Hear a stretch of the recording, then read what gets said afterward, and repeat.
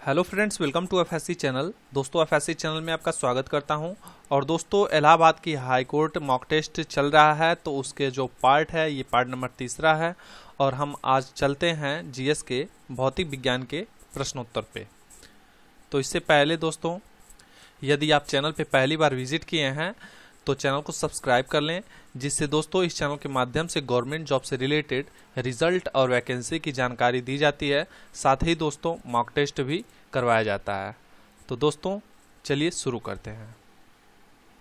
पहला क्वेश्चन है, वास्तविक वस्तु का आभासी प्रतिबिंब बनता है। ऑप्शन ए उत्तल दर्पण में, बी समतल दर्पण में, सी अवतल दर्पण में, या डी इनमें से सभी। तो राइट आंसर आप बताइए। वास्तविक वस्तु का आभासी प्रतिबिंब दोस्तों राइट आंसर होगा समतल दर्पण से। आभासी मीन्स होता है नकली, जो प्रतिबिंब बनेगी वो वास्तविक वस्तु का जो नकली प्रतिबिंब बनेगा वो समतल दर्पण से ही बनेगा। राइट आंसर समतल दर्पण। दोस्तों इस पार्ट में लगभग दर्पण के सारे क्वेश्चन कंप्लीट करवा रहे हैं। तो प्रश्न नंबर 2 है, वास्तविक वस्तु का हमेशा सीधा प्रतिबिंब बनाने वाला दर्पण होता है। ऑप्शन ए समतल उत्तल अवतल, बी समतल अवतल, सी उत्तल अवतल, या डी समतल व उत्तल। दोस्तों इसका राइट आंसर जो होगा वो होगा समतल व उत्तल। प्रश्न नंबर 3 है, वास्तविक प्रतिबिंब की प्रकृति कैसी होती है। ऑप्शन ए उल्टा, बी सीधा, सी सीधा और उल्टा, या डी इनमें से कोई नहीं। तो जो वास्तविक इमेज बनता है उसकी जो प्रकृति होती है वो दोस्तों उल्टा होती है। राइट आंसर होगा उल्टा।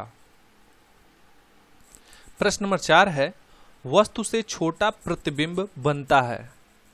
ऑप्शन ए उत्तल दर्पण, बी अवतल दर्पण, सी समतल दर्पण, या डी उत्तल दर्पण और अवतल दर्पण। तो जो वस्तु से छोटा प्रतिबिंब बनाता है वो दर्पण होगा ऑप्शन नंबर डी उत्तल दर्पण और अवतल दर्पण। प्रश्न नंबर 5 है, प्रकाश के परावर्तन के नियम के अनुसार। ऑप्शन ए आपतन कोण परावर्तन कोण से बड़ा है, आपतन कोण परावर्तन कोण के बराबर है, सी आपतन कोण परावर्तन कोण से छोटा है, या डी सभी कथन सत्य हैं। प्रकाश के परावर्तन के नियम के अनुसार दोस्तों राइट जो आंसर होगा वो होगा आपतन कोण परावर्तन कोण के बराबर है। दोस्तों मैं आपको बता दूं कि ये केवल 15 मिनट के अंतर्गत बनाया गया वीडियो रहेगा और इससे आपको बहुत हेल्पफुल होगा किसी भी एग्जाम्स के लिए, स्पेशली हाई कोर्ट को फोकस करके बनाया जा रहा है। और दोस्तों इससे रिलेटेड कोई भी आपके डाउट हो तो आप कमेंट बॉक्स में पूछ लीजिएगा। और दोस्तों वीडियो पूरा देखिएगा। चलिए प्रश्न नंबर 6 देखते हैं, समतल दर्पण द्वारा बना प्रतिबिंब सदा होता है।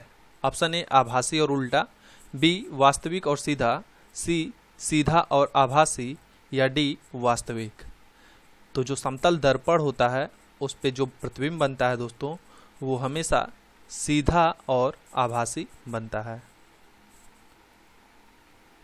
प्रश्न नंबर 7 है, आंख में प्रवेश करने वाले प्रकाश की मात्रा को नियंत्रित करता है। परितारिका ऑप्शन ए, बी पुतली, सी लेंस, या डी पच्छाम पेशियां। तो जो लाइट आता है रेज वो प्रकाश की मात्रा को नियंत्रित कौन करता है। तो राइट आंसर दोस्तों इसका जो होगा वो होगा परितारिका, जिसे हम लोग आइरिस बोलते हैं। थोड़ा सा इसके बारे में बात कर लें।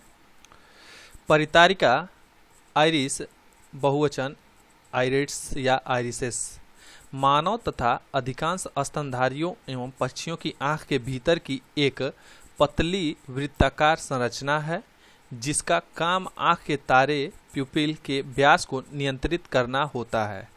इस प्रकार आइरिस रेटिना पर पहुंचने वाले प्रकाश की मात्रा को नियंत्रित करती है। जैसा कि आप लोग देखते होंगे तेज धूप में आंखें चकाचौंध खा जाती हैं और आंखें एकदम सिकुड़ के बंद हो जाती हैं। तो जो वो कंट्रोल करता है वो आइरिस के द्वारा किया जाता है। प्रश्न नंबर 8 है, एसआई पद्धति में बल का मात्रक क्या है। बहुत ही इंपॉर्टेंट क्वेश्चन, हमेशा आता रहता है एग्जाम में। Option A metre, B newton, C joule या डी कोई नहीं। तो सिंपल सा क्वेश्चन है, आपको पता होना चाहिए। एसआई पद्धति में बल का मात्रक, राइट आंसर हो जाएगा न्यूटन।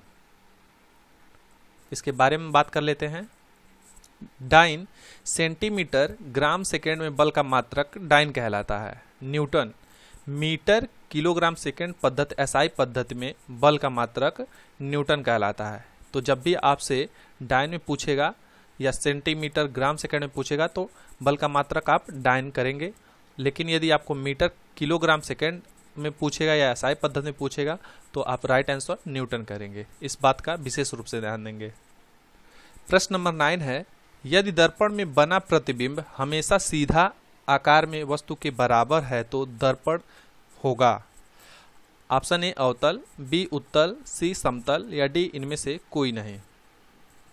तो जो प्रतिबिंब बनेगा सीधा है, आकार में वस्तु के बराबर है, तो वो दर्पण हमेशा के लिए याद रख लीजिएगा, वो दर्पण समतल होगा। राइट आंसर होगा समतल।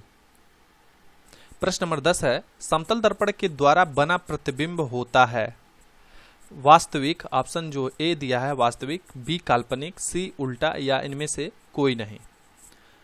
तो समतल दर्पण के द्वारा जो प्रतिबिंब बना होता है आप हमेशा काल्पनिक राइट आंसर करेंगे, और काल्पनिक ही प्रतिबिंब बनता है, वास्तविक प्रतिबिंब वो नहीं बनता है। प्रश्न नंबर 11 है, निम्न में से कौन सा पदार्थ लेंस के लिए प्रयुक्त नहीं किया जा सकता है। ऑप्शन ए जल, बी मिट्टी, सी प्लास्टिक या डी कांच। दोस्तों इसका जो राइट आंसर होगा वो होगा मिट्टी।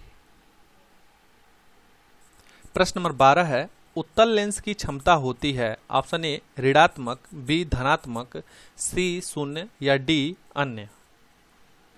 दोस्तों इसका राइट आंसर जो होगा वो होगा धनात्मक। उत्तल लेंस की क्षमता हमेशा धनात्मक होती है, लेकिन यहाँ पे जब आपसे अवतल लेंस की क्षमता पूछेगा तो आप इसका राइट आंसर ए मारेंगे, ऋणात्मक होगा तब। आइए इससे पे कुछ बात कर लें। यहाँ पे हम दर्पण की बात करेंगे, हालांकि क्वेश्चन लेंस पे था। अवतल दर्पण उस दर्पण को कहते हैं जिसमें परावर्तन सतह का मध्य भाग अंदर की ओर दबी हुई होती है।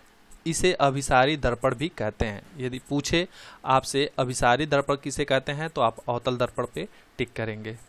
उत्तल दर्पण उसे कहते हैं जिसमें परावर्तन सतह का मध्य भाग बाहर की ओर उभरा हुआ होता है। इसे अपसारी दर्पण भी कहते हैं। यदि अपसारी दर्पण पूछेगा तो उत्तल दर्पण, और यदि अभिसारी दर्पण पूछेगा तो अवतल दर्पण आंसर होगा। इस बात को आप लोग नोट करते चलिएगा। प्रश्न नंबर 13 है, लेंस की क्षमता का एसआई मात्रक होता है। Option A metre, B metre square, C dioptre या डी अन्य। दोस्तों इसका राइट आंसर जो होगा लेंस की क्षमता का जो एसआई मात्रक होता डायप्टर होगा। प्रश्न नंबर 14, पानी से भरी बाल्टी की गहराई कम दिखती है, इसका कारण है। ऑप्शन ए पूर्ण आंतरिक परावर्तन, बी अपवर्तन, सी परावर्तन या डी इनमें से कोई नहीं। तो पार्ट फर्स्ट में मैंने बताया था, राइट आंसर जो होगा दोस्तों ऑप्शन नंबर बी होगा अपवर्तन। यदि पहला पार्ट आप लोग नहीं देखे हैं तो पहले पार्ट से देखिए।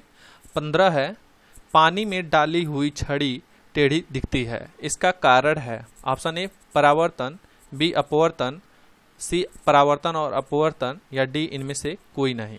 तो दोस्तों इसका भी राइट जो आंसर होगा वो होगा अपवर्तन।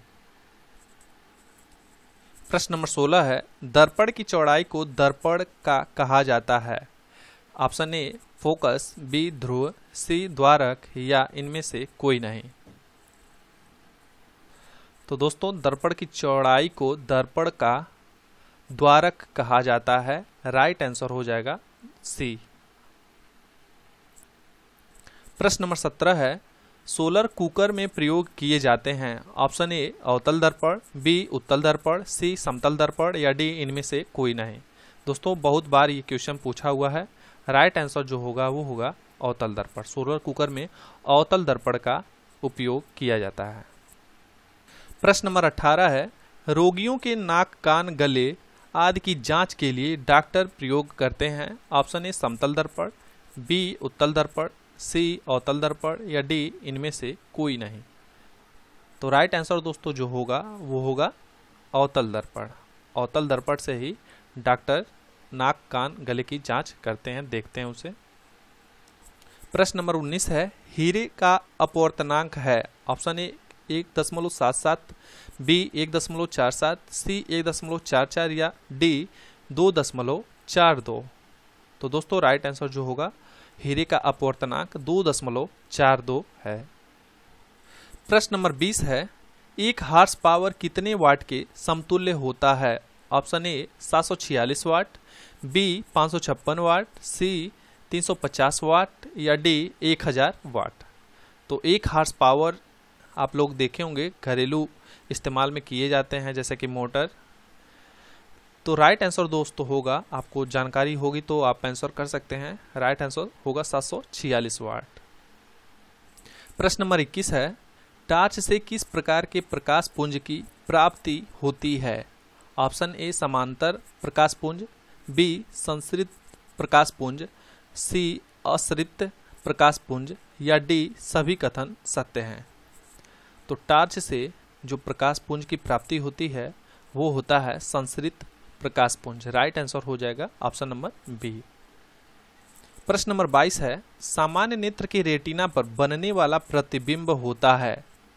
ऑप्शन ए आभासी और सीधा, बी वास्तविक और सीधा, सी वास्तविक और उल्टा, डी आभासी और उल्टा। तो आपने पढ़ा होगा थोड़ा बहुत भी। तो राइट आंसर दोस्तों जो होगा वो होगा वास्तविक और उल्टा। इमेज तो वास्तविक बनता है लेकिन जो रेटिना पे प्रतिबिंब बनेगा वो उल्टा बनेगा। प्रश्न नंबर 23 है, नेत्र लेंस में समायोजन की क्रिया होती है? ऑप्शन ए आइरिस द्वारा, बी नेत्र लेंस द्वारा, सी सीलियरी पेशियों द्वारा या डी कार्निया द्वारा। दोस्तों इसका राइट आंसर जो होगा वो होगा सीलियरी पेशियों द्वारा। प्रश्न नंबर 24 है, किसी नेत्र का निकट बिंदु है? Option A 2.5 centimetre, B 25 centimetre, C 2.5 metre या डी 3 मीटर। तो आपको अच्छी तरह से इसको याद कर लीजिएगा, जो निकट बिंदु होगा, या फिर इसको ऐसे भी पूछा जा सकता है, किसी वस्तु को देखने के लिए न्यूनतम दूरी कितनी होनी चाहिए, ऐसे भी ये क्वेश्चन पूछा जा सकता है। दोस्तों इसका जो राइट आंसर होगा वो होगा 25 सेंटीमीटर। पहले पार्ट में भी शायद ये क्वेश्चन बताया गया है। आज का अंतिम क्वेश्चन दोस्तों, प्रश्न नंबर 25, आँख की पुतली किस प्रकार कार्य करती है? ऑप्शन ए परिवर्ती द्वारक की भांति, बी दृक् तंत्रिका की भांति, सी पुतली की भांति या डी अन्य। दोस्तों इसका जो राइट आंसर होगा वो होगा परिवर्ती द्वारक की भांति। आँख की पुतली परिवर्ती द्वारक की भांति कार्य करती है। तो दोस्तों ये आप मॉक टेस्ट लगाएं और आपको डेली इसी तरह प्रोवाइड किए जाएंगे। और दोस्तों अपने फ्रेंड को भी शेयर कीजिए। और दोस्तों इस वीडियो में कोई त्रुटि हो गई हो तो आप कमेंट बॉक्स में ज़रूर बताएं। हालांकि पूरा प्रयास किया गया है कि कोई त्रुटि न रहे। और दोस्तों लाइक बटन ज़रूर प्रेस करिएगा। तब तक के लिए धन्यवाद। Take care, bye bye.